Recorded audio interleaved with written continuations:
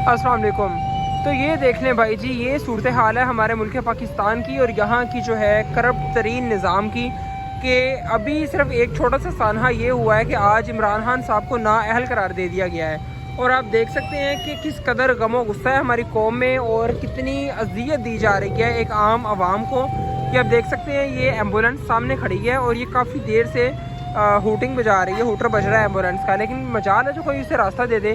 सिर्फ इसलिए जी कि हमारे जो favourite so called Imran Khan साहब हैं वो आज नाअहल हो गए हैं। भाई ये कहाँ का इंसाफ है? आप यकीन करें, ये रिंग रोड मेरे घर के बिल्कुल सामने है और इस रिंग रोड के ऊपर आज दोपहर में काफ़ी ज़्यादा टायर चलाए गए, गाड़ियाँ चलाई गई और यहाँ पे बिल्कुल जो है वो धुआं ही धुआं था, आग ही आग नज़र आ रही थी।